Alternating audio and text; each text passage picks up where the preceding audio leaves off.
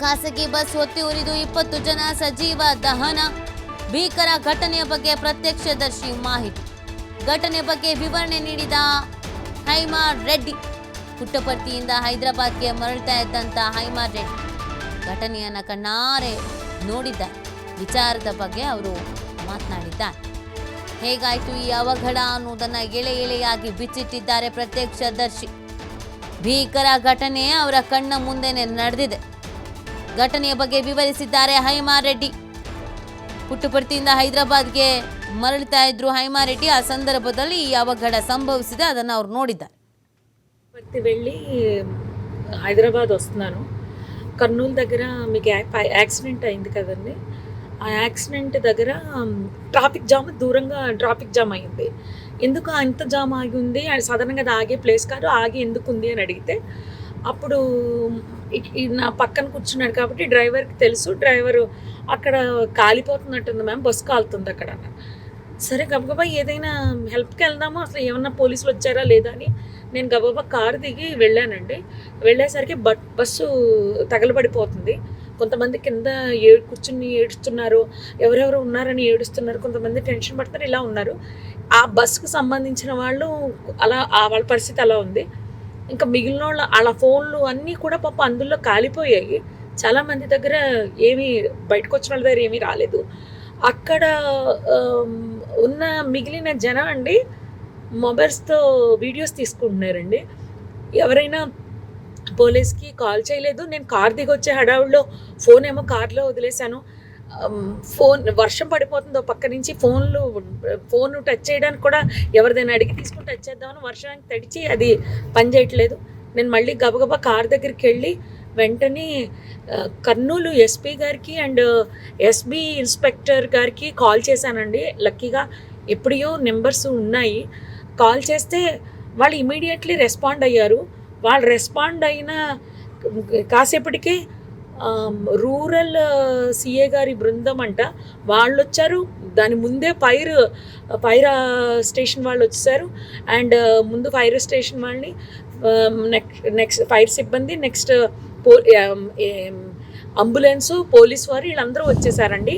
అప్పటికే ఒక ప్రైవేట్ వెహికల్లో ఒక 6గురిని హాస్పిటల్ పంపించారు. నాతో అతను ఎవరో హరీష్ అంట, ధర్మవరానికి చెందిన అతను. పాపం చాలా మంచి వ్యక్తి ఆయన కూడా. ఆయన ఒక 6గురిని ప్రైవేట్ వెహికల్లో ఎక్కించి పంపించారు. తర్వాత వీళ్ళు వచ్చాక ఒక 5గురిని అంబులెన్స్లో ఎక్కించడం జరిగింది. ఆయన తీసుకెళ్లారండి. ఆ తర్వాత ఈ లోపలనే మొత్తం ఎస్పీ గారు, పోలీస్ సిబ్బంది అందరూ వచ్చేసారు.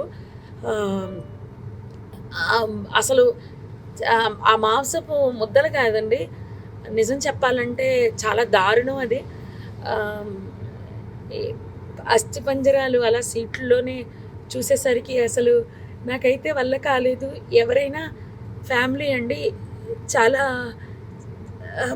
ఆ ఫ్యామిలీ ఎంత బాధపడుతూ ఉంటారో. నేను అది తట్టుకోలేకపోయాను. వస్తూ అక్కడ ఆంజనేయ స్వామి గుడి దగ్గర ఆగిపోయి నదిలో మునగడం జరిగింది. నిజం చెప్పాలంటే చాలా బాధాకరం అండి. ఎవరు కాపాడడానికి అవకాశం లేదు. నిజం చెప్పాలంటే పోలీసులు రాకపోయింటే చాలా ఇబ్బంది పడిపోదాము. హెవీ ట్రాఫిక్ అండి. పోలీసులు లోపలికి రావడానికి బయటకి కూడా ఉండకపోను.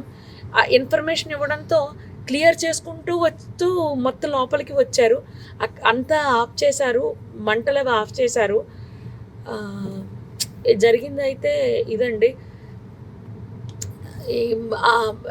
ఆ బస్ కిందనే బైక్ ఉండిపోయింది. ఆ బైక్ని కొట్టేస్తే బైక్ అతను. ಈ ಬಗ್ಗೆ ಮತ್ತಷ್ಟು ಮಾಹಿತಿಯನ್ನು ನೀಡ್ತಾರೆ ನಮ್ಮ ಪ್ರತಿನಿಧಿ ಸಿದ್ದು. ಸದ್ಯ ಅಲ್ಲಿನ ಪರಿಸ್ಥಿತಿ ಯಾವ ರೀತಿ ಆಗಿದೆ, ಇದೀಗ ಗಾಯಾಳುಗಳ ಪರಿಸ್ಥಿತಿ ಯಾವ ರೀತಿ ಆಗಿದೆ, ಆಮೇಲೆ ಮೃತದೇಹಗಳನ್ನೆಲ್ಲ ಹೊರಗೆ ತೆಗೆದಾಗಿದೆಯಾ?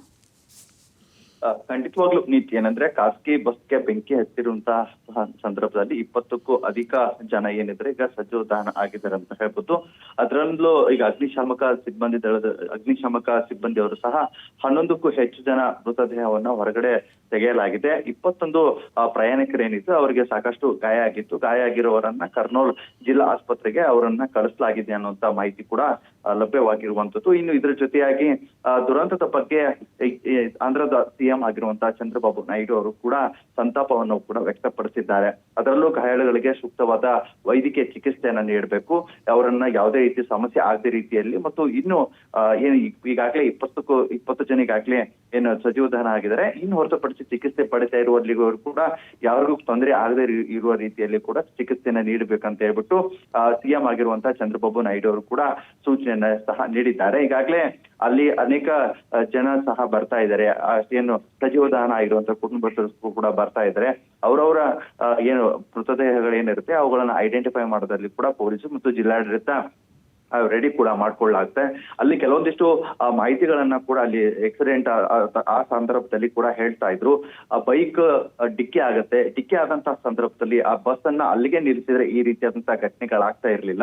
ಬೈಕ್ ಅನ್ನ ಡಿಕ್ಕಿ ಆದ ನಂತರ ಕೂಡ 400 ಮೀಟರ್ ವರೆಗೂ ಬೈಕ್ ಅನ್ನ ಬಸ್ ತೆಗೆದುಕೊಂಡು ಹೋಗುತ್ತೆ, ಚಲಾಯಿಸುತ್ತೆ.